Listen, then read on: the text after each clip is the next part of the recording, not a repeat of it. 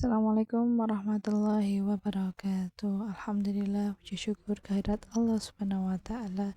Kita dapat berjumpa kembali di channel Adibaku dalam keadaan sehat walafiat. Salawat dan salam semoga Allah limpahkan kepada Nabi kita Nabi Muhammad SAW, dan semoga kita semua mendapat syafaatnya kelak di yaumul qiyamah. Para audien Adibaku yang dirahmati Allah, marilah kita sama menyaksikan kajian khutbah dari awal hingga akhir supaya tidak menimbulkan kesalahpahaman. Semoga apa yang disampaikan beliau membawa kemanfaatan dan keberkahan untuk kita semua. Apabila ada kesalahan, kami mohon maaf yang sebesar-besarnya. Akhir kata, wassalamualaikum warahmatullahi wabarakatuh. Assalamualaikum warahmatullahi wabarakatuh. Bismillahirrahmanirrahim. Sekarang kamu hidup itu apa? Untuk sujud. Sujud itu murah, gampang. Untuk mengenal Allah. Allah itu gampang kita kenal. Karena Allah itu adharu minadh dhahir.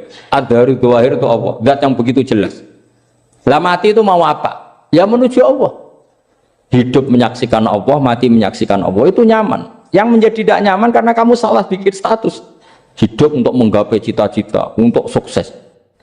Wong komunis yo muni ngono, ngonte yo muni ngono, copet yo muni ngono. Rumah samu sing men bahagia aku ya tok. Rumah samu sing men duwe akeh ku tok. Coba copet kamu tanya, kenapa kamu nyopet? Ingin punya uang banyak. Terus kiai tak kok sering dakwah kena opo? Repot to. Ngajape ngono maksudnya. Tapi nak jawab dakwah nyebarno Islam, aku ora dibayar apa-apa. Waras berarti. Sampean sing melarat, ya cita-cita wae duwe dhuwit sing dadekno gampang salat. Lah nek sampean wis betah melarat, tapi kula melarat lah salat teng mriki lancar ya alhamdulillah. Jadi kan gak masalah, kan gak ada akibat apa-apa. Tapi ki aja mikir ngono, gara-gara melarat temu stuk turunan iso wae anakmu sing buruh. Sampeyan ngalami hal yang tidak kamu alami. Lho kan mungkin saja saking kowe melarat terus anakmu sok ben buruh di Jakarta sing roh sapa? Buruh ning wong sing ora salat. Aja kok mentang-mentang kowe saiki gak ngalami, gak mikir anakmu. Lah iku termasuk harus kamu pikirkan juga. Niki syariat. Kowe kudu mikir apa wal yakhsal ladzina law taraku min khalfihim napa dzurriatan diafan khaufu alaihim. Tetep kudu mbok pikir. Mulane ketika Kanjeng Nabi beja-bejane wong iku sing duwe dhuwit utawa pangkat sing yutahassanu bihi min dini, sing iso nggo bentengi napa agama. Lah anak kowe nglakoni ngono demi anak iku tidak ngurangi zuhud. Bahkan kok Nabi Khidir dadi panitiane anake sampeyan. Iku sing diceritakno ning Ashabul Kahfi ketika ana cah cilik anake wong saleh, abahe kabundut.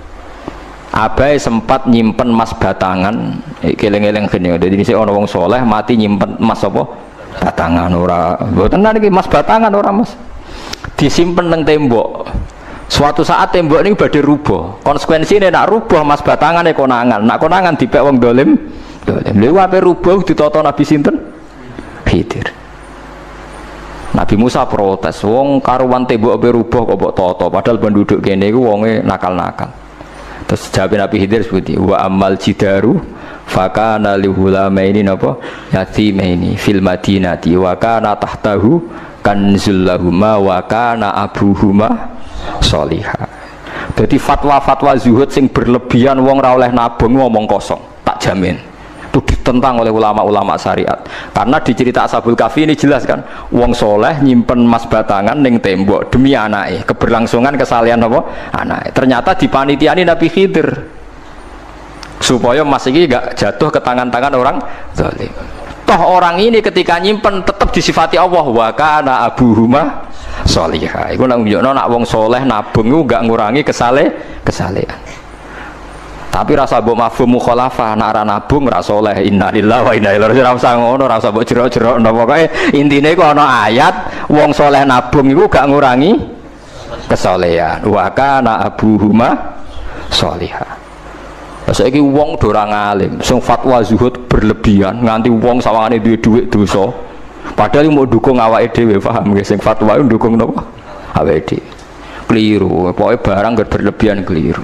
Lah sing seneng donya berlebihan, nganti miliaran pun gak jelas hitungannya. Ya nak cara kula sak sedengan misalnya sak rugen mati ya warisan piro kan? 50 juta. Piro? Mesin bubut anake cek kangelan. Maksudnya cek kangelan ngerjakno. Nama sak karek ngedol lho. Mboten sing bener ya emas utawi ya tabungan lho. Mesin bubur padha karo ngeke penggawean. Mboten kula setuju mbek fatwane Ibnu Khaldun karena berdasar sejarah itu enggak ada nabi kecuali dari keluarga terhormat. Nah terhormat itu tadi terus kata Imam Ghazali sebetulnya Anda harus terhormat kamu jadi presiden atau bupati. Ada adnal mal, ini rungokno tenan. Ada adnal mal atau adnal jah yang yutahassanu bihi min dini supaya bisa menjaga agama. Nah sekarang kalau pertanyaannya gimana Gus kalau globalisasi itu tadi jangan-jangan misalnya kalau kita ngobong gereja di Indonesia misalnya terus masjid yang minoritas di negara lain diobong sebagai balasan perlakuan umat Islam mayoritas di Indonesia terus gentenan Islam sing minoritas di negara lain ditindak. Itu jangan-jangan kita termasuk sebab dan teori itu juga sah. Wong pangeran yo momo tenan, cara ora pangeran yo kapok tenan mbek teori iku. Cara ora pangeran. Makanya niku nyata. Wong sahabat tuh jenenge sahabat anyar-anyar Islam nggih over. Kados Ruhin Mustafa seneng-seneng kula atau over. Saking overe bedina misoi gereja, misoi watu pangeran niku. Jancuk watu kok disembah. Pangeran nopo watu jancuk watu kok disembah. Akhirnya wong kafir malah sebeh jancuk pisan pangeran. Pangeran akhirnya kena kan? Pangeran ya pangeran Allah akhirnya kena. Akhirnya ono syariat anyar. Wala tasubbul ladzina ta'una min dunillah fayasubbu wa adwam bi ghairi ilm. Mat sahabatmu aja oleh misoi pangerane wong kafir. Kurbane aku mat. Jadi jangan kira semangat tuh. Misalnya kayak Ruhin itu semangat ngiyakno aku ora ngiyakno Kiai liya aku ora damuk kiai akeh. Jadi kabeh melane Nabi nate dawuh la yasubbur rajulu abahu. Wong jogeman misoi bapake. Sampai Nabi dibantah ya Rasulullah wa hal yasubbur rajulu abahu. Mosok tiyang misoi bapake piyambak. Terus Nabi jawab ya subbu abar rajuli fayasubbur rajulu abahu. Ya misoi bapake wong, akhire bapake dekne dipisoi. Ya mau misoi pangerane wong, akhire pangeranem dipisoi. Lah pangeranem ku sapa ora Allah kan? Nah, sistem global itu ya teori itu ya mungkin. Jadi kalau Anda berbuat baik sama agama lain, mungkin agama lain berbuat baik sama kita. Di negara yang saudara kita minoritas, kayak di Bosnia, di Rohingya, di Phuket, di macam-macam, di Mindanao, mungkin bahkan di Amerika. Wong kendel ning Pulau Jawa perlu ditakoki, kowe kendel mergo mayoritas apa mergo jihad? Sama tak ceritani ini kisah nyata kula ndek kanca khusuk era karuan. Nek nang ora salat giyeding era karuan. Islam apa Islam ra gelem salat ngene. Suatu saat dek niku uripe era karu-karuan akhirnya pindah ning Irian Jaya. Ning daerah mayoritas Kristen. Bareng kenalan kabeh jenenge martune sapa Kristen-Kristen. Suatu saat kenalan mbek wong jenenge Kristen Abdullah alhamdulillah padahal wonge ora salat. Mergo butuh tenan, butuhe ketemu Islam ra salat tak elas, penting apa? Islam. Terus dia ini sadar bener jenengan Gus, gua gedeng wong rasolat itu mergo ning Jawa Gus, bareng ning Sumatera, ning di daerah Irian, gak iso gedeng. Gue gedeng wong rasolat tak ning Jawa, jajal saiki manggon Amerika, ketemu wong asal podo Islam ya wis weneg. Lah iya artinya hukumnya wong gak ternyata ada ruang dan apa waktu. Ya kok gue darani bojo mayu mergo ora tau metu. Kayak ngono. Soreng metu mesti tak ngerti kan waduh. Dadi wong ora ono sing bener asline paham iki cerita wong asline ora ono sing bener. Angger ana pembanding ya takobal apa napa minna minkum takobal apa. Ya kan. Mulane nganti dadi guyonan kena apa wong tuwa kok asring bojone do ucul mergo sing lanang ndelok bojone wong liya. Lali bojone sing elek terus dibarno. Ya tenan sebagian yang ngono tenan. Wong akeh sing diamuk sing lanang. Wong kok ayune ngono. Ngomong apa, Pak? Lha niku kanca kula tenan. Ngomong apa, Pak? Ya jujur wae jare sing lanang jawab. Masa wong jujur gak oleh jare apa? Wong jujur apa? Lah saiki sampean mulai mikir. Nak saiki ning Jawa ana wong Islam gak salat. Oke, kita gedeng atas nama fitrah agama. Roh wong minum ya gedeng. Tapi sebagian gedeng kita memang masalah kondisi. Buktine hal yang sama kowe ketemu Islam ra salat, nak kowe ning Irian Jaya, mbok ning Timor Leste kowe seneng. Pira-pira ketemu padha napa Islame. Senajan to ora napa ora salat. Mulane bener sak dhuwur-dhuwure ilmu wa faqa kulli dzi ilmin napa alim. Sak dhuwur-dhuwure wong alim mesti ana wong alim. Nah, saya itu baca teorinya Imam Ghazali, Ibnu Khaldun, terus teorinya Salahuddin Al-Ayyubi, memang teori itu saling pembanding dan itu mesti kesimpulan saya tadi walau la dafu hinnasan apa ba'dhum bi ba'din. Jadi semua teori ini saling melengkapi. Ya memang kalau ketika kita dewa-dewa no fakir, zuhud, enak, tanpa hisab, ini seakan-akan kita seneng fakir, mergo bebas hisab. Nah, tapi nak delok randi kekuatan bergening ambek non muslim, terus ke apa sholat kangelan. Lho nggih to, misalnya sampean buruh ning Jakarta. Posisi buruh, majikan ra salat tekan nyupiri, wae salat ra mandeg pe apa. Nah, tapi nak kowe sing majikan buruh ora salat, wae mandeg kowe salat. Ayo malah salat, anutlah ra paham lah wis makmum. Gak tak pecat, selesai kan. Oh, tetap gara-gara melarat itu tetap raiso akomus sholat. Nah, mulane ngaji ku sing imbang ya, ojo pengagum kemiskinan. Melarat itu rasa mbok kagum-kagume biasa ae. Tapi ojo mbok gedhingi dosa kowe kualat wong melarat itu napa? Gedhe wong melarat apa? Dosa. Tapi ojo dukung, maksudnya wis ora usah didukung wis akeh malah menapa? Mbok dukung. Wah, malah parah, malah apa? Parah. Lah amar ma'ruf nahi mungkar itu syarat utama tadi ada adna malin, ada adna napa? Jahin untuk yutahasson. Buktine semua nabi itu punya kekuatan sing dadekno enggak tersiksa. Ini ku ma ba'atsallahu nabiyyan illa fi mana'atin min qaumi. Allah tidak pernah ngutus nabi kecuali dari kasta tertinggi. Jadi tujuannya wow, ada sistem sosial yang menjaga. Lucu kan, wong kuras gudinge ngono mbek Kanjeng Nabi, tapi ora tau mateni mergo sungkan Abu Thalib. Sungkan sinten? Abu Thalib. Sayyid Abbas urung Islam, tapi nek Nabi dipateni ya ora trimo.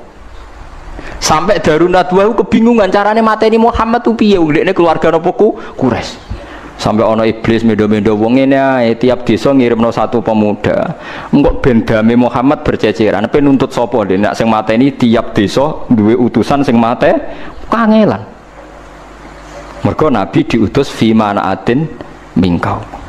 Nah, ketika Nabi pindah teng Madinah niku asline nggih mboten wong asing-asing amat.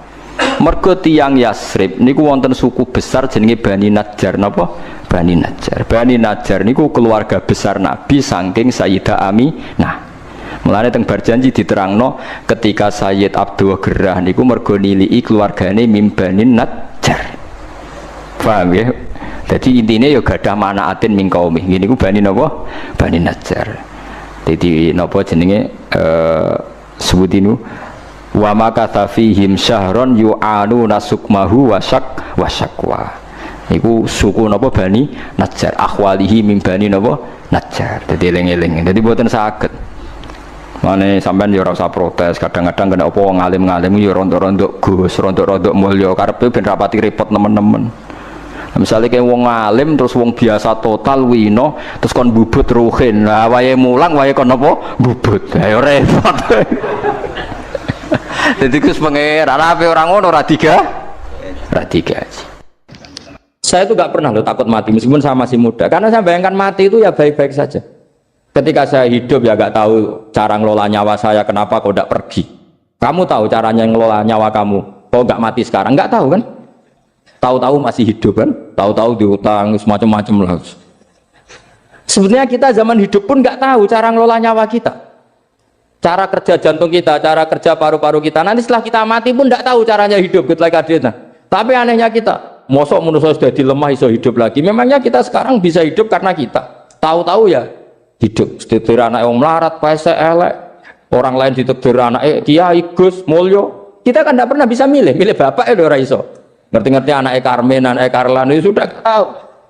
Artinya gini ya, sudah ya Allah, ketika saya hidup ya tidak tahu kenapa saya hidup, pasti engkau yang menghidupkan.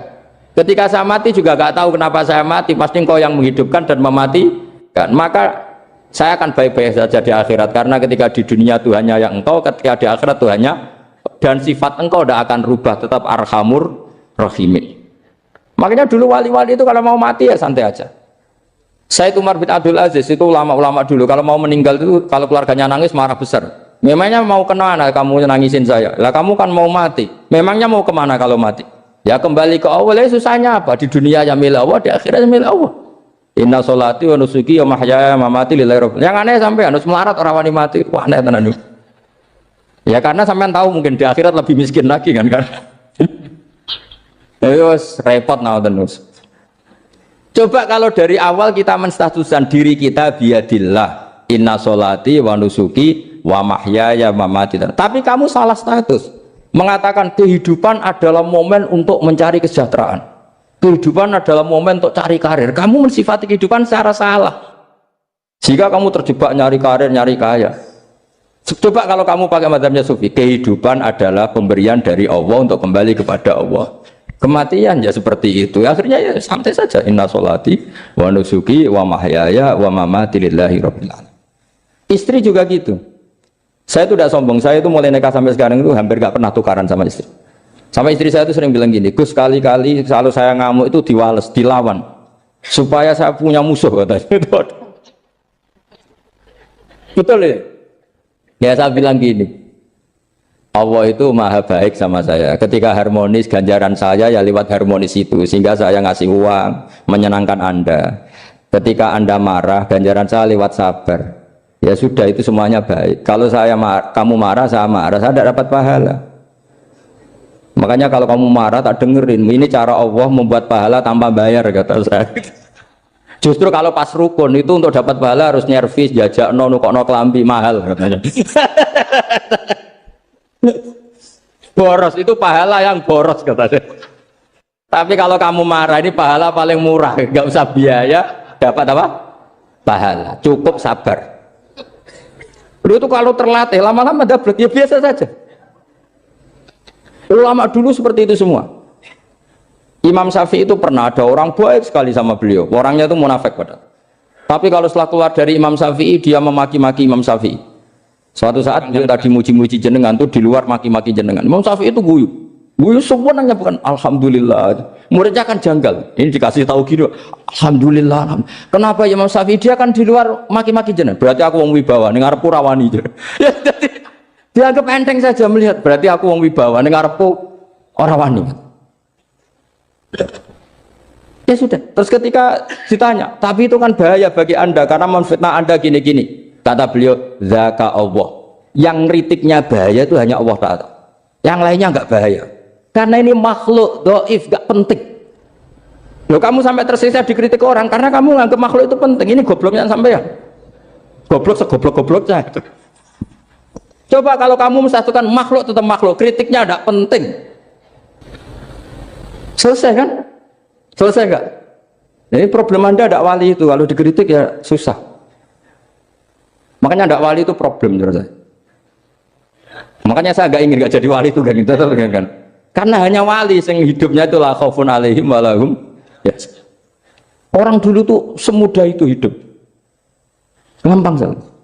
Dulu ceritanya diantara ceritanya manakibnya Sayyid Ja'far Shadiq itu, kalau ada orang memaki-maki dia itu dikirimi hadiah. Kenapa ya? Karena kebaikan kamu telah kamu berikan kepada saya, ini hadiahnya. Sampai malu yang kritik itu. Kan kalau orang ngerasani itu kan kebaikannya dikasihkan sama yang dirasani. Lah kamu kan ngajinya seperti itu, tapi dirasani kok susah. Harusnya kan kasih aja, ditransferi saja. Alhamdulillah. Ya karena kita salah menamain tadi. Sing ngrasani pembenci, pembenci itu bahaya. Sehingga kamu mereaksi secara serius. Coba kalau kamu pakai hukumnya Allah dan Rasul, pembenci itu pemberi kebaikan. Istri marah adalah pemberi kebaikan. Ada yang berani mulai meraktekannya? Latih begitu terus. Insya Allah nanti hidup kamu barokah. Itu disebut wa'allama adamal asma. Dan itu yang diajarkan Rasulullah. Rasulullah itu kalau mengajarkan hidup itu gampang sekali. Allahumma ja'alil hayata ziyadatan li fi kulli khairin wal mauta rohatan li min kulli syarrin. Jadi kalau kita hidup anggap saja peluang untuk nambah kebaikan. Kalau kita mati, anggap saja akhir dari semua potensi kejahatan kita. Anda sekarang mungkin tidak zina, tapi potensi zina. Anda sekarang tidak korupsi, potensi korupsi. Anda sekarang tidak selingkuh, tetap potensi selingkuh. Lah, anggap saja kalau mati, berarti akhir dari segala potensi itu. Alhamdulillah. Makanya saya tuh nggak pernah takut mati. Karena saya misalnya setiap saat mati, ya saya nanti akan bilang, ya Allah, ini sudah mau mati, berarti mau akhir dari segala potensi keburukan saya. Alhamdulillah.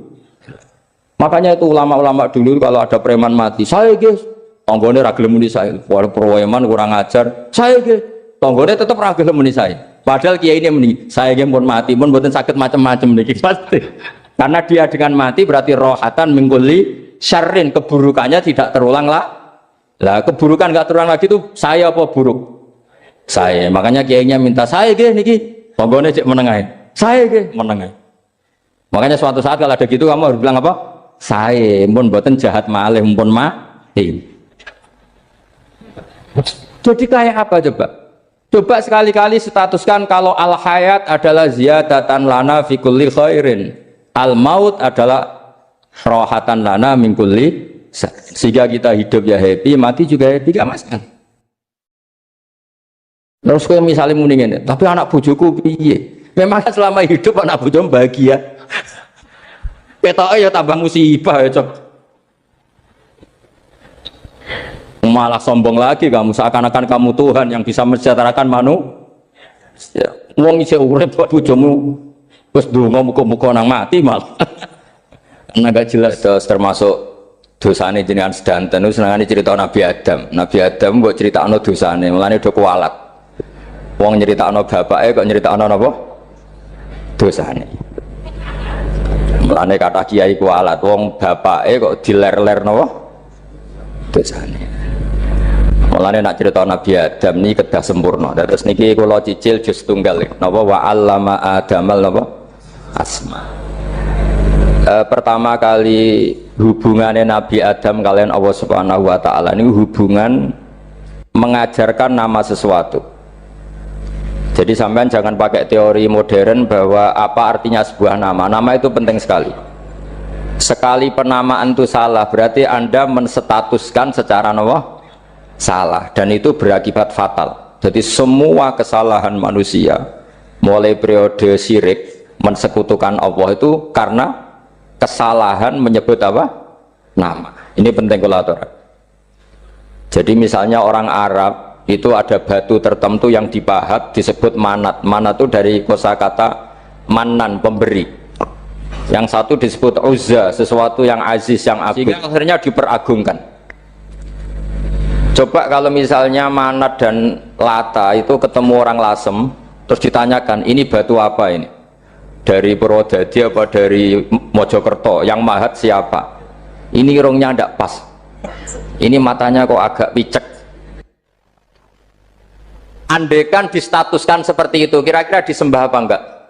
Enggak. Iki pas pembuatan ini pate protol terus digenti ini. Sehingga setiap kemusyrikan itu semua para nabi ngendikan inhiya illa asmaun sammaitumuha antum wa abaukum ma anzalallahu biha min sultan. Sebagian ayat ma anzalallahu biha min sultan. Bahwa kesalahan-kesalahan yang kamu timbulkan itu karena kamu kesalahan bikin nama. Makanya status itu penting. Nanti sampean tahu pentingnya yang saya katakan ini. Nanti setelah sampean mati, nanti mesti nyari saya karena kenangan ngaji ini. Ini Mas Atabik itu mas saya, beliau seorang dokter, tapi saya tidak akan bilang dia dokter karena nanti anak cucunya inginnya jadi dosen. Tapi kalau saya menstatuskan dia turunan Mbah Sambu, babai wong alim. Wah anak putune arah alim isin. Tapi nak di status no pegawai negeri dosen, wah anak putune golek duit ya pikirannya kan. Karena status itu mengilhami apa? Status itu karena itu yang dikenalkan. Makanya ini penting. Fir'aun ketika dianggap sebagai Tuhan itu karena dia berhasil menamakan dirinya orang yang nggak pernah sakit dan dia penguasa. Penguasa itu artinya apa? Dia memimpin sekian orang. Akhirnya dianggap Tuhan. Tapi ketika debat terbuka sama Nabi Musa, pertama mohon standar mohon gimmick. Pertama kata Fir'aun, wa ma rabbul alamin, lalu Tuhan kamu itu siapa? Kata Musa, yang menuhani langit dan bumi. Fir'aun masih bisa berargumentasi, setahu saya di bumi Tuhan hanya saya. Soal kemungkinan Tuhan Anda di langit, terus Fir'aun nyuruh Haman, ya Haman ibnili sorhal la'ali abluhul asbab as-samawati fa'attali'a ila ilahi Musa. Tapi kalau itu dibuktikan nanti Musa pasti kalah, karena kalau Fir'aun naik ke langit pasti nggak melihat Tuhan. Wong yang Nabi saja agak ngelihat apalagi Fir'aun. Pasti dia bilang nggak ada. Tapi apa yang bisa mengalahkan Fir'aun adalah argumentasi status. Kata Musa, Rabbukum wa Rabbu abaikumul awalin. Yang nuhani nenek moyang kamu. Artinya kalau Fir'aun Tuhan, itu berarti Tuhan balita. Karena mbah-mbahnya dulu tanpa Tuhan. Karena Tuhannya lahir terlambat. Akhirnya Fir'aun saat itu juga para pengikut Fir'aun langsung menjadi mukmin meskipun menyembunyikan imannya. Karena kalau Fir'aun Tuhan berarti babahnya tidak punya Tuhan karena Tuhannya baru dilahirkan kemudian. Artinya gini, andaikan Fir'aun distatuskan al-maulud, orang yang dilahirkan, maka tidak akan ada orang yang menuhankan Fir'aun. Atau Fir'aun dibahasakan wujida ba'da alam yakun, dia ada setelah dulu-dulunya tidak ada. Apapun hebatnya Donald Trump, apapun hebatnya Cleopatra, apa Fir'aun, semuanya itu wujidu ba'da alam yakun, mereka ada dari tidak ada. Yang seperti ini pasti tidak Tuhan. Makanya Allah mengenalkan manusia itu sederhana supaya tidak pernah jadi Tuhan. Hal ata alal insani khinum minad dahri lam yakun syai'am mazkura. Manusia itu siapa? Ya manusia itu makhluk yang ada dari tidak ada. Dengan status itu nggak mungkin kamu tuhankan. Ini penting saya utarakan. Jadi buah gerakan Allah itu pasti dimulai salah penamaan.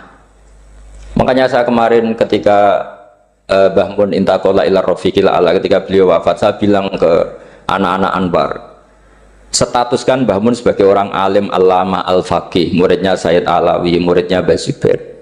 Sekali Anda menstatuskan beliau orang besar, tepaan santri sing mau luhur kepengin ditiru besar tok. Nah, niru besar tok terus ana santri mau ita itu tok ngerasa gede repot.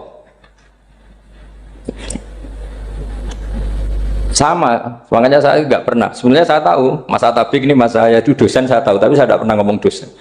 Anak-anak era menjadi wong alim, menjadi dosen malah langsung menjadi wong alim, malah celaka mana itu. Jadi karena salah status itu nanti panjang, akibatnya itu panjang. Makanya saya itu sebetulnya ya risih dikatakan Gus Bak itu orang alim, sebenarnya risih. Tapi saya seneng saja. Sing seneng benir walime, sing hasut takjak kompetisi. Jadi nikmati ya. Jadi sing seneng benir walime, sing seneng itu hasut takjak kompetisi, takjak maca tafsir, naram riang ya. Mongko paling maca primbon mek terjemah. Ini penting, jadi itu yang disebut wa'allama adamal. Makanya Allah itu mengkritik semua kesalahan manusia dimulai dari salah penamaan. Makanya saya kemarin Pak Pilpres sering bilang, kalau presidennya ini maslahat, kalau enggak ini enggak maslahat. Mana ada kemaslahatan ditentukan hanya oleh seorang presiden? Itu tauhid kita di mana? Memang kita secara syariat harus milih sesuai istihad kita, tapi tidak usah dong menggantungkan kesejahteraan sama seorang makhluk, itu tidak boleh. Secara tauhid enggak boleh. Makanya ini penting sekali. Jadi nggak boleh orang salah nama. Kita tetap memilih presiden, milih kiai, milih siapa saja, tapi tidak boleh menstatuskan manusia sama dengan status Tuhan. Itu bahaya sekali dalam ilmu tauhid. Saya teruskan ya. Nah ini sekaligus latihan tauhid sama latihan tafsir ya. Sampun nggih. Kula terusno malih. Mun santai mawon. Kula ki ikhlas ora ngarah gelo santai mawon. Wong umpama ora sida ngaji ora gelo apa meneh trimo mik rusak. Ndak, karena saya itu insya Allah ndak akan pernah salah nama. Saya punya cerita ya, tentang nama itu. Ketika seseorang baik sama tetangga, itu kalau sampean seorang mukmin yang mukhlis, mukmin yang ikhlas, pasti ya karena diperintah Allah. Saya ngajar seperti ini karena diperintah Allah. Baik sama pernah sepuh karena saya turunan Mbah Sambu, ya karena menghormati Mbah Sambu. Itu bagus. Sehingga dulu itu ada ulama, saya berkali-kali cerita, ada ulama punya tetangga itu berdua anak muda. Ya Ahmad, silahkan ke rumah saya. Datang. Setelah datang ke rumah pemuda tadi, kata pemuda tadi, ya Ahmad silahkan kembali, saya tidak butuh kamu. Kembali Imam Ahmad, dan santai saja. Setelah kembali sekian menit dipanggil lagi, ya Ahmad, saya jadi butuh kamu, datang ke rumah saya. Datang lagi. Setelah datang, saya tidak butuh kamu, silakan pulang. Pulang sampai 3 kali. Itu Imam Ahmad senangnya bukan main, kelihatan ceria, senang. Lama-lama muda ini tanya, ya Ahmad, kenapa Anda tidak tersinggung? Bukankah itu menyakitkan? Enggak, kata saya. Tapi saya akan menyebalkan. Enggak, kata saya. Kata Imam Ahmad. Kenapa aja? Saya ini diperintah sama Allah, kan apik mbek tangga. Dadi nek mbok undang ya teko. Mbok kon mulai ya mulai. Alhamdulillah iso nglakoni perintahe Allah. Jadi aku ora ono hubungane mbek kowe. Sehingga orang itu gak bisa didikte oleh di sekelilingnya karena ya hubungannya langsung sama Allah Subhanahu wa Ta'ala. Jadi dulu tuh orang jadi wali itu segampang itu. Kalau kamu kan enggak, hukum tentang tetangga itu kamu kayak orang kapitalis, kayak orang komunis, pakai teori sosial. Nak diapik yo apik, dielek yo elek. Itu kan pikiran PKI. Artinya satu perilaku sosial didikte oleh makhluk itu perilaku orang mukmin atau orang PKI? Itu orang PKI. Kalau orang mukmin ya mangkana yu'minu billahi wal yaumil akhir fal yukrim jarahu, kita baik sama tetangga karena diperintah Allah, sehingga kecewa ada kecewa ya santai saja. Imam Ahmad katanya, kenapa engkau tetap ceria? Aku ora urusan mbek kowe, urusanku mbek pangeran. Pangeran ngutus sampai mbek tonggo. Saya ulang lagi ya, dados tentang napa wa 'allama adamal asma. Jadi andaikan seorang manusia melakukan kebaikan karena dia makmur, amarahu wa, kita diperintahkan Allah baik sama tetangga. Ya biasanya tetap seperti itu. Kita diperintahkan Allah baik sama, sehingga ketika ngalami kayak yang dialami Ahmad, kita santai saja. Ketika kita datang bi amrillah, ketika kembali ya bi amrillah, sehingga ya sudah kita dapat pahala. Tapi kalau kamu kedikte secara sosial, maka kamu akan menjadi orang murahan, yaitu seorang ulama didikte oleh anak muda yang kampungan. Justru kita kalah kan, kita kampungan sekali karena kita ulama senengnya kalau disenengkan orang, mangkelnya kalau dimangkelkan orang. Artinya apa? Kamu didikte makhluk. Itu kerennya di mana coba? Kerennya di mana? Nggak ada sama sekali. Apalagi yang dikte trimo canom sing goblok sing desa. Kamu seorang ulama besar. Tapi kalau kamu hubungannya dengan Allah, dia muji kamu, alhamdulillah dipuji. Dia memaki kamu, alhamdulillah dapat pahala lewat jalur sabar. Kan santai saja. Sehingga saya berkali-kali bilang, setan itu untungnya tidak pernah ngaji saya. Kalau ngaji dia pasti ngerusak metode, merubah metode. Tapi saya tadi berdoa supaya ngaji ini nggak didengar setan. Setan itu ya goblok betul. Setan itu kan suka ya kalau anaknya kiai, cucu kiai dibikin konflik. Dia ngiranya dengan konflik pondok itu tidak solid. Ternyata enggak. Misalnya masa tabik konflik sama keluarga, Bani Lasem, terus ada yang minggat ke Papua kemana-mana. Namanya turunan kiai di mana-mana terbikin pondok, bikin masjid. Yang dulu masjid hanya ada di Lasem, barokahnya tukaran ada di mana-mana. Lah itu namanya setan itu salah perhitungan apa? Makanya gobloknya dia itu udah ngaji saya. Kalau ngaji tak kasih tahu itu bahaya itu. Bikin konflik itu bahaya. Iya betul. Islam ada di Indonesia itu ya barokahnya konfliknya sahabat. Sayyidina Ali dan Sayyidina Muawiyah itu konflik. Banyak sahabat netral yang ingin menghindari itu mau ke Cina. Di Selat Malaka sebagian terdampar, terus ada yang ke Aceh, ada yang ke Sumatera. Namanya Sayyidina Ali. Makanya awal Islam di Indonesia dimulai Syekh Yusuf Baros itu. Kalau Timur Tengah nggak ada tukaran tuh nggak ada, Islam menyebar kemana-mana. Nah setan ngiranya kalau sahabat tukaran itu nanti kacau. Ternyata enggak, malah Islam menyebar kemana-mana, barokahnya tukaran. Dulu Solo karena konflik ya banyak ulama yang ke Selasem kemana-mana gara-gara Solo nggak kondusif. Akhirnya kayaknya keduman basambu, keduman macam-macam. Sedungak mawon kiai tukaran terus betul apa-apa. Yang penting ora bacok-bacokan, rasan-santetan wis. Terus pokoknya rasan-rasanan ringan ya sudah itu bagus. Memang Allah bikin seperti itu. Tidak apa-apa. Kata Allah wala yazaluna mukhtalifina illa man rahima rabbuk. Kata Allah walidzalika khalaqahum. Ikhtilaf itu barokahnya Masya Allah. Kalau saya setuju pendapatnya Mas Atabik, saya jadi dosen. Nanti yang ngaji tafsir siapa? Tapi kalau dia setuju saya, dia jadi ahli tafsir, yang jadi PNS siapa? Ya sudah, barokahnya khilaf. Dia jadi PNS ya dapat gaji, tapi gaji itu bisa dihitung. Kalau naik harus tambah prestasi. Kalau saya kiai min haitsu la yahtasib, pasti cepat kaya saya. Karena rezekinya kiai itu tanpa batas. Makanya haji saya itu plus. Saya itu tidak kaya, tapi haji saya haji plus. Masa tapi paling reguler. Karena rezekinya kiai itu min haitsu layah tasib. Makanya saya pernah disoal sama teman-teman dosen di UI, Bapak kok berani pulang ke Rembang? Kiai itu kan rezekinya agak jelas. Kata saya justru agak jelas itu bagus. Kalau sampean kan konsisten segitu nilainya, kalau saya enggak, kata saya. Jadi tak nikmati saja. Karena saya hamba Allah, bukan hamba negara. Kalau hamba Allah ya gaji Allah, kalau hamba negara ya negara itu, negara sama Allah kayak mana? Allah ya sudah pinter berarti sudah. Jadi jangan pernah kita ini salah nama. Kalau salah nama itu bisa panjang. Makanya ada wali itu kalau dongo itu rontok kriminal, tapi malah pangeran seneng. Sampai dalam riwayat itu innahu yudkhikuni al yauma salasa marat, wali itu bisa menertawakan saya 3 kali. Itu kata Allah. Itu kalau dongo itu agak kriminal, tapi mesti mustajab.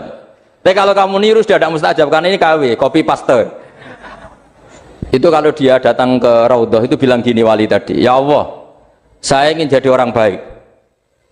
Jika engkau turuti doa saya, maka surra habibuk, kekasihmu ini menjadi senang. Tapi jika saya jadi orang jelek, surra aduwuk, yang senang itu iblis. Sekarang milih mana jenengan, menyenangkan kekasih kamu atau menyenangkan musuh kamu? Itu cuma riwayat. Terus kata Allah bilang ke Nabi Muhammad, karena wali kan ada alam roh, wis kandhani wis mustajab, coba lain itu baik gue. Segampang itu wali punya hubungan. Saya ulang lagi ya, tapi jangan ditiru. Karena kamu tidak wali, nanti setelah wali niru gak apa-apa. Ya Allah, saya ini ingin jadi orang baik. Kalau saya jadi orang baik, maka surra habibuk, kekasihmu menjadi senang. Kalau saya jadi orang buruk, surra aduwuk, musuh kamu menjadi senang. Tinggal engkau lah sekarang sebagai Tuhan, senang menyenangkan kekasih kamu, menyenangkan musuh kamu. Ya tentu Allah pilihannya kan senang menyenangkan kekasihnya. Terus kata Allah, sudah sampai situ aja doanya, jangan panjang-panjang, baca-baca malah repot. Semudah itu mereka hubungan dengan Allah SWT karena mereka tidak pernah salah nama. Kalau kita kan tidak, kita tidak mesti walinya, tidak mesti istiqomahnya, kiai saja karena diangkat MUI, bukan karena kiai betul, atau diangkat di struktur kepengurusan NU. Terus doa pakai namanya sendiri, ya Allah saya ini ngitmai agama sudah lama, mbok ya Allah saya ini jadi gini-gini. Status kamu itu belum ada di arsy. Ini penting saya utarakan, jadi nama status itu penting sekali. Sehingga semua kesalahan saya ulang lagi itu karena status. Ini penting saya utarakan karena sekarang itu banyak nama itu disepelekan. Saya itu sering sinau kamus, jadi saya termasuk menekuni tafsir itu diantaranya menekuni kamus. Saya punya kamus banyak, mulai yang dikarang orang setengah kafir, munjid itu kan, kafir tapi setengah. Karena timnya banyak yang muslim juga. Ada yang virus abadi, macam-macam. Yang saya kenang dari kamus, di antara kamus yang saya kenang tentu miliknya Said Zabidi, kamus Mukhid. Ada kamus milik saya namanya Mukhtarus Sikha, itu dikarang oleh orang alim. Itu bilang begini, sama tak bedai sekarang, lafadz ilah itu maknanya apa? Tuhan kan? Tasniahnya apa? Dia bilang isim ini tidak punya tasniah. Dia bilang ilah, normalnya tasniahnya ilahani, jam'annya taksir alihah. Tapi kata dia nggak boleh, lughat seperti itu nggak boleh, karena kullusmin harus yadullu ala aini musammahu. Ilah itu nama tunggal untuk Allah, sehingga karena Allah itu tunggal nggak boleh ada tasniahnya ilahani. Karena kalau ilahani berarti kamu nerjemah apa? Dua Tuhan, berarti kamu nganggap ada Zaidun, ketika Zaid dua kamu bilang Zaidani. Kalau banyak kan nggak pernah ada Tuhan dua atau tiga. Makanya kata pengarangnya itu Abu Bakar Ar-Razi itu kata beliau, wahadal ismu la musanna lahu wala jam'ah wa innama jama'uhu wa tannauhu katanya. Isim ini tidak punya tasnya, tidak punya jamak. Tapi kalau orang-orang katanya, orang-orang itu bilang ini ada jamaknya, ada tasniahnya. Ini penting sekali. Karena kesalahan itu nggak ada. Cara teori Quran itu kesalahan itu nggak ada. Yang ada adalah orang salah. Beda loh ya. Tak wari dadi wong pinter. Makanya ini sampai subuh. Tak wari dadi wong pinter. Saya ulang lagi ya. Kesalahan itu nggak ada. Yang ada itu orang salah. Pernah ada nggak 1 tambah 1 15? Nggak ada kan? Tapi kalau orang salah bilang 15, ada. Pernah nggak putih ini hakikatnya hitam? Nggak pernah kan? Tapi kalau orang salah, misalnya Rabun bilang ini hitam, ada.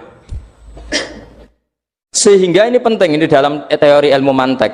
Setiap Allah menyalahkan mereka itu kata Allah yaquluna bi afwahihim, mereka itu melafatkan dengan mulut mereka bahwa Tuhan itu tiga, misalnya bahwa Lata Hubal itu Tuhan.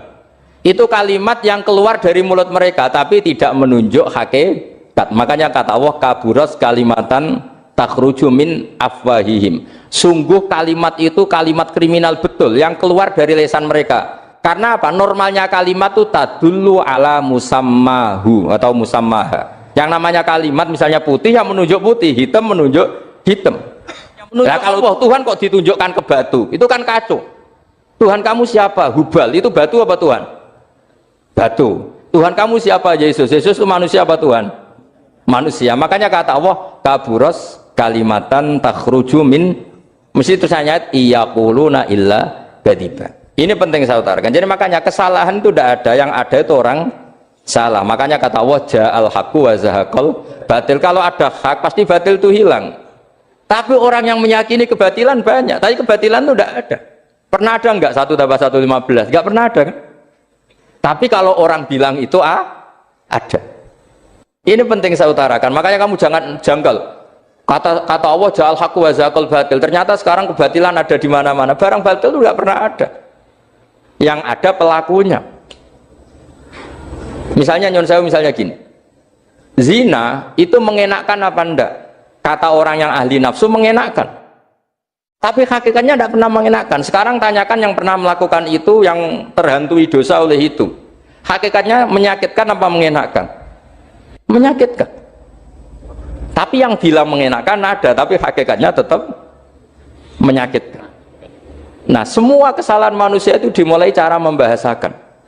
Mengambil uang negara, korupsi, itu kata yang baru keturutan nafsu nih, enak punya uang banyak, mengenakkan. Tapi kata yang sudah ketangkep, menyakitkan. Nah, faktanya korupsi itu dihisap sampai akhirat, statusnya itu menyakitkan apa mengenakkan? Menyakitkan. Andai kan orang menstatuskan korupsi menyakitkan, maka akan menjauhi korupsi. Makanya semua kesalahan itu dimulai dari salah memberi nama. Ini penting saya utarakan supaya kamu kalau menafsirkan Quran itu nanti terus benar. Makanya setiap kesalahan kata Allah apa? Kaburos kalimatan takhruju min afwai. Nah kalau kalimat itu nyata, kata Allah kalimatu haqqin aliyana hya wa aliyana mut wa aliyana nubas. Atau katanya istilah pengiran dzalika bi anna wa wal haqqu wa nama yaduna min dunihi wal batil. Nanti terus urut, sampean baca Quran nanti bisa kayak saya, urut, konsisten. Yaitu tadi. Misalnya Fir'aun itu orang pakai status yang diajarkan Allah ke kita. Fir'aun adalah wujida ba'da alam yakun. Fir'aun adalah makhluk yang sekarang ada, tapi dulu-dulunya tidak ada. Padahal sebelum ada Fir'aun sudah ada bumi, ada langit, ada matahari. Sebelum ada Yesus, ada Isa, sudah ada bumi, ada matahari. Artinya apa? Zaman langit bumi ada, penyebabnya Isa apa enggak? Enggak kan? Karena dia ada setelah adanya langit dan bumi. Fir'aun juga gitu, Yesus juga gitu, semuanya begitu. Makanya Allah mengajari kita apa? Hal ata alal insani hinum minad dahri lam yakun syai'am madhkura. Katakan manusia itu siapa? Manusia adalah makhluk wujud yang dulu tidak ada. Sekarang banyak enggak orang yang sudah kaya sebelum Pak Jokowi jadi presiden, sebelum Pak SBY jadi presiden, sebelum Pak Karno jadi presiden? Banyak enggak yang sudah kaya sebelum? Banyak kan? Artinya yang mengkayakan itu presiden Pak Allah. Allah. Sekarang kamu miskin, kamu nggak bisa nyalahkan Pak Jokowi. Sebelum Pak Jokowi presiden kamu sudah miskin. Ya, artinya yang memiskinkan itu presiden apa takdir? Takdir. Makanya wa anna ila rabbikal muntaha wa annahu adhaka wa abka wa annahu amata wa ahya wa annahu khalaqaz zawjaini dzakara wal unsa. Jadi kita miskin ya karena kehendak Allah, kita kaya kan semua itu karena Allah. Tapi kita terjebak hukum modern. Nak presiden iki sejahtera, anak iki ora. Ya mungkin secara bahasa syariat mungkin ada benarnya, tapi kita ini kan dilatih ilmu hakikat. Tak ulang malam 13 Dzulhijjah masuk ilmu cek syariat tok. Kok gak pinter-pinter banget cek gobloke kan gitu. Kenapa nama itu penting? Begini. Alam yang dipakai Quran, alam itu nama ya, alam mangkul. Semua alam.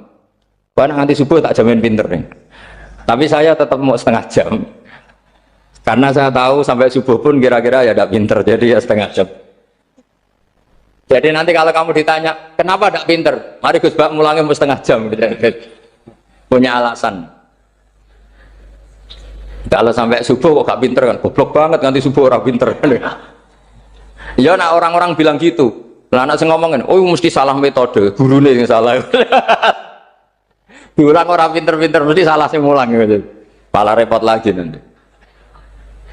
Saya beri satu teori bahwa nama itu penting. Rasulullah itu pernah guyon gini, ini guyon betul ada di hadis sahih, ada di juz 3 di kitab Bukhari. Allah itu kalau ingin bully, Allah itu suka bully, suka goda orang. Kalau ingin bully orang kafir itu menamakan kekasihnya namanya Muhammad. Makanya Nabi pernah guyon. Ala ta'jabuna kaifa yasrifu wa an lisatma quraisin wa la'nahu.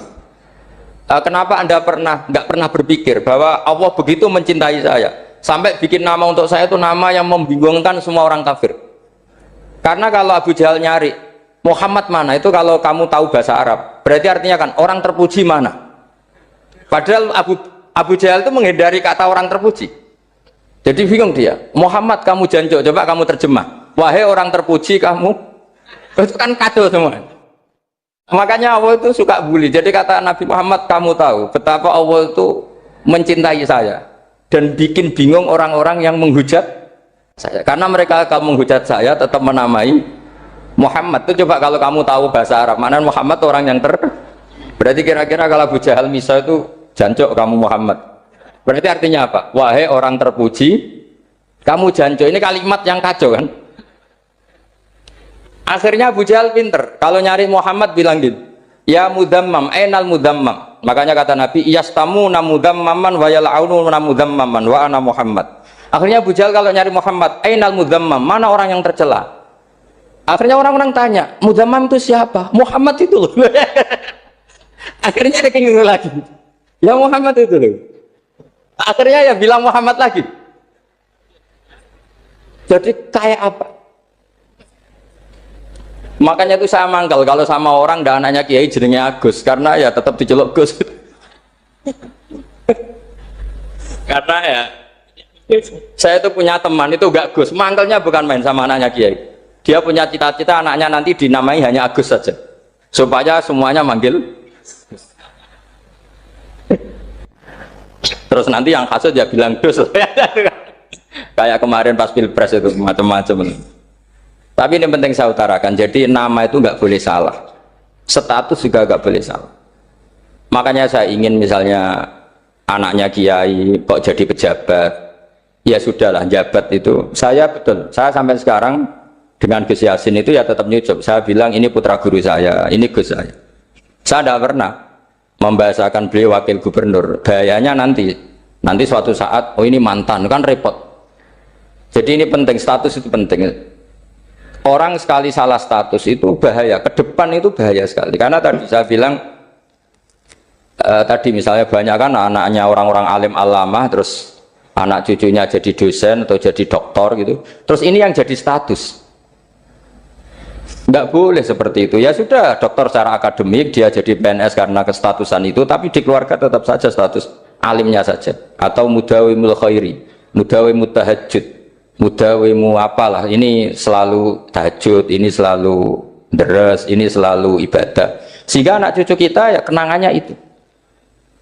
Anak-anak saya meskipun kecil itu jamaah terus, karena ya saya selalu jamaah. Dan saya melihat kalau anak saya tanya, Pak kenapa bapak sholat terus, ya saya bilang sepantasnya jadi manusia sujud, cuma selama melok dudunya melok nganggo pangeran dibayari ya ora gelem. Kata saya gitu, wong nganggo wong ya bayar, lagi nganggo bumine pangeran ra bayar wis anggap aja sujud itu bayar, kata saya gitu. Sehingga merasa sujud itu satu identitas. Ini penting saya utarakan karena tadi saya betul-betul mengenang istilah Allah wa 'allama adamal asma. Semua kesalahan itu kata para nabi in hiya illa asma'un samaitumuha antum ba'atau. Kita membahasakan misalnya presiden Amerika orang terkuat di dunia. Bagaimana mungkin orang terkuat kemudian agak mangan sedino lemes? Hebatnya ning ndi? Iku nak pas mulas weteng agak ngising ya lemes. Hebatnya apa? Makanya Allah ketika menerangkan Isa itu tidak Tuhan, itu Allah sederhana cara ngendikan. Karena yakulani to amal masih ibnu Maryam illa rasul qad khalas min qablihir rusul. Wa ummuhu siddiqah kana yakulanit to'a.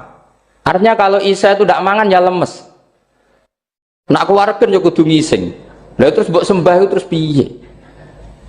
Jadi gak kebayang seorang Tuhan kemudian kalau gak makan tuh lemes. Berarti statusnya Isa apa? Orang yang lemes kalau tidak makan. Terus kamu Tuhan kak? Aneh gak? Aneh. Jadi andikan manusia dengan status yang diterapkan Allah, yang distatuskan Allah, itu pasti tidak ada yang salah. Karena yakulanit, ini saya cicil juz 1, wa allama adamal asma. Makanya kata Rasulullah, Allah tak jabuna kaifa yusrifu wa anisat ma quraisin wa dzamma. Ini penting, nama itu penting. Karena sekali nama ini salah, coba misalnya orang sepakat darani Fir'aun itu wujida ba'da alam yakun.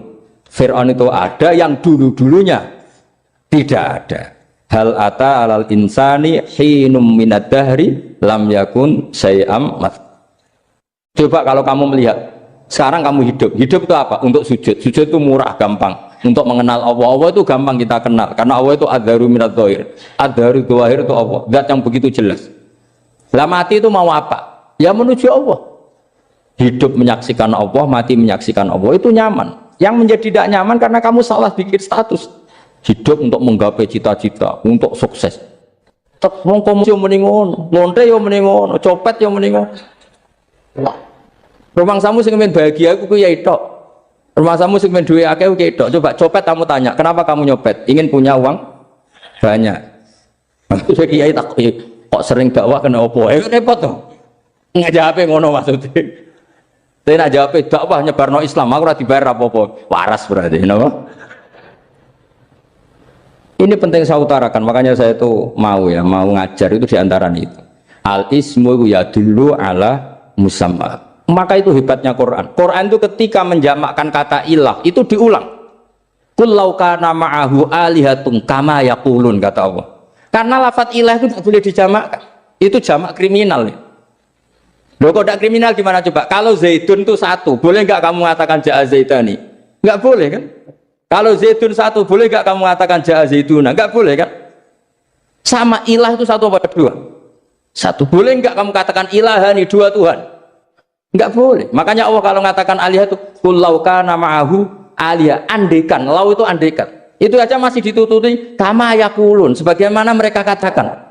Karena lafadz ilah itu tidak pernah punya jamak alihah. Makanya Allah mengatakan qul law kana ma'ahu alihah, masih ditambahi kama yaqulun, tapi itu kata mereka, kira-kira gitu. Maka kenangan saya sama Mbak Turekan, saya ini masih pernah setuju sama Mbak Turekan karena saya mbah saya kandung namanya Fatimah, itu abahnya itu orang sini, Fakhriyas itu, ibunya itu orang Kudus, makanya saya ini ya turunan Kudus, turunan Nas. Itu kalau Mbak Turekan, kalau hari kematian Yesus itu kan ditulis hari wafatnya Yesus. Mbak Turekan kan tentu meyakini Yesus itu Isa itu tidak mati tapi makanya di kalender Kudus sampai lihat itu kan matinya Sibah Isa kan ada dalam kurung Sibah Isa. Jadi yang mati itu Sibah Isa. Karena kalau yang mati Isa kan menyalahi Quran wa ma qataluhu wa ma salabuhu walakin subyalah. Maka ditulis kematian Sibah Isa. Hanya Almanak Kudus, yang lainnya enggak karena sudah ikut bahasa nasional. Saya pernah agak bantah dulu, saya masih ditulis gini saja, kematian Yesus dalam kurung katanya. Karena saya ini teori Quran. Quran itu kalau ada bahasa salah, itu diulang. Qul law kana ma'ahu alihatun kama yaqul. Karena enggak benar, jamak alihah itu enggak benar. Bagaimana mungkin sesuatu yang satu dijamakkan? Coba kamu bisa mengatakan Zaiduna karena Zaidnya banyak. Kamu punya tamu rojulun. Kalau orang banyak rijalun. Kamu melihat satu masjid, masjidun. Kalau masjid banyak, masjid. Masalahnya Tuhan itu enggak pernah banyak, mau satu. Makanya itu hebatnya kamus-kamus yang dikarang orang alim. Bahas tasniahnya ilahun itu lam yujad katanya. Tapi wajaduhu wasamauhu. Tasniah ini enggak ada secara hakikat, tapi mereka ada yang menjamakkan, yaitu mereka-mereka yang salah. Makanya tadi dalam ilmu mantek, kesalahan itu tidak pernah ada, yang ada adalah orang yang salah. Jadi kesalahan itu tidak pernah ada. Yang ada adalah orang yang satu tambah satu pasti dua. Enggak mungkin empat. Empat enggak ada, lima enggak ada. Tapi orang jawab salah, banyak. Nah, itu namanya ilmu. Ya, makanya yang namanya ismu itu mesti ya dulu ala musamma. Andai kan orang mengatakan Lata Uzza, ini batu yang dipahat oleh si A. Dulu pesennya di Muntilan, batunya dari Mojokerto. Dulu pas bikin tangannya protol terus disemen, dilakban. Bisa nggak jadi Tuhan kalau dengan status seperti itu? Fir'aun misalnya, dulu nggak ada, lahir ngompolan, tahu retoretan, ciliknya malah tahu tipes. Terus tua-tua jadi pangeran, aneh nggak tuh? Kita ada bosan-bosan cerita ini karena ini khazanah kita. Di kitab Nailul Ma'mul itu, di kitab Usul Fikih, saya berkali-kali cerita ini karena ini untuk menunjukkan bahwa Quran itu liqaumi ya'qilun, liqaumi yatafakkarun. Ada seorang kiai, seorang ustadz, kiai dulu itu emang orang soleh, alim terus jadi kiai. Kalau kiai sekarang tuh macam-macam, nganggur terus ingin jadi kiai, terus daftar gitu. Ada lowongan di yayasan, masuk ingin jadi ustadz karena dengar ada gajinya. Dulu tidak ada seperti itu, udah.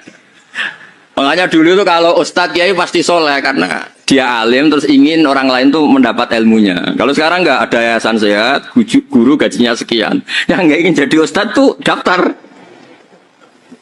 karena ada gaji. Apalagi ada kabar, ada gaji, ada mes, ada wah yang daftar banyak. Tapi mentalnya ada kiai sebetulnya.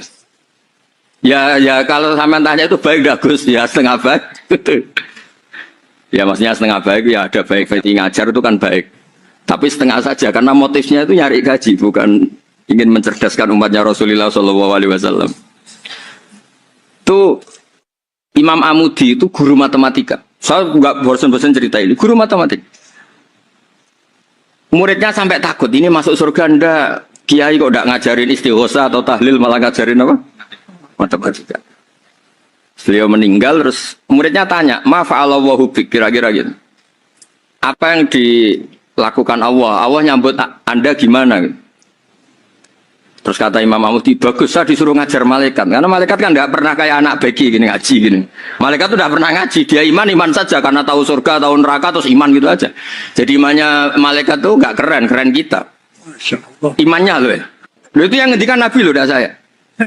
Nabi pernah tanya sama sahabat, iman yang paling keren siapa? Jawabannya sahabat malaikat. Ya enggak, karuan malaikat iman. Dia yang tahu surga neraka, tahu segalanya, masa ada iman? Ya pasti iman lah katanya. Terus ya para sahabat engkau iman ya wajar kan menangi saya, nemuin saya. Yang hebat itu orang-orang yang tidak melihat saya, tidak saya didik tapi tetap iman. Karena dididik akal, ya tadi dididik Quran, apa dididik Quran. Sama siapa? Teks bahasa Arabnya masang. Terus Imam Amudi kata Allah, suruh dia ngajarin para malaikat cara menemukan saya. Malaikat dikumpulin terus Imam Amudi disuruh ngajar. Sama singkat kata-katanya Allah di mimpi itu. Istadilla ala wahdaniyati. Di hadrati malaikati, tolong ajarkan cara menemukan saya padahal Anda ini manusia yang tidak melihat saya. Anda di Jakarta kan melihatnya gedung-gedung. Paling jadi khayal terus nikmat lah, Anda ikut punya tapi ikut nikmati. Itu orang desa-desa kalau ke Jakarta itu pokrol. Wah di Jakarta itu gedungnya tinggi-tinggi, tidak kayak kampung sini. Lu udah ikut punya, ikut bangga. Di Jakarta orangnya cantik-cantik, tidak kayak orang sini. Padahal dia ya udah dapat orang cantik gitu. Jadi Allah tuh saking pinternya, miskin-miskinnya bisa berkhayal dan bahagia. Nah, itu alhamdulillah betul. Akhirnya itu apa ini anak-anak begini saya tak niati ngajar standar anak-anak akademik. Terus pertama yang diajarkan hanya bilang gini, sama siapa teknya? Ya malaikat wahi para malaikat. Terus beliau bilang, nisbatus naini wassalasah ila malanihayatalahu nisbatul far'i ilal asli. Angka itu jumlahnya berapapun, 2, 3 sampai triliunan. Semuanya itu nisbatul far'i ilal asli. Binisbat ilal wahid nisbatul far'i ilal asli. Angka 2 ya cabangnya 1, 3 ya cabangnya 1, 1 triliun ya cabangnya 1. Tetap yang asal usul adalah angka 1. Itu nangis semua malaikat. Cara Jawa itu mandekman kue iman kaya imanku. Makanya imannya umat Rasulullah SAW itu PD-nya, yakinnya kayak imannya malaikat. Kalau Tuhan itu 1. Karena angka gak bisa dimulai kecuali dengan angka satu. Makanya nisbatus naini wassalasah ila ma la nihayata lahu iku nisbatul far'i ilal asli. Semuanya itu nisbatnya cabang ke induk. Berarti semua alam raya ini tetap asal usulnya satu, yaitu qul huwallahu ahad. Nah, itu namanya akal. Umatnya Rasulullah itu ditinggali mukjizat akal lewat panduan Quran, sehingga meskipun kita tidak menangi Rasulullah, tidak menangi sahabat, kita tidak tahu malaikat Jibril, tapi cara iman kita ini tidak kalah keren. Yakin hakul yakin. Terus kedua, gambar. Kamu gambar rumah, gambar hewan, gambar apa saja, mesti dimulai satu titik. Entah gambar kamu bagus, entah jelek, tetap dimulai satu titik. Nah, titik ini namanya nuktotul wujud. Semua alam raya dimulai dari satu titik, yaitu nuktotil wujud. Makanya Quran dimulai bismillah, dan bismillah itu dipilih sama Allah pakai pertama ba itu ada titik. Itu kata semua ulama. Itu titik itu singkatan dari bi kana makana wa bi yakunu mayakun. Karena saya semuanya ada. Bi itu karena saya.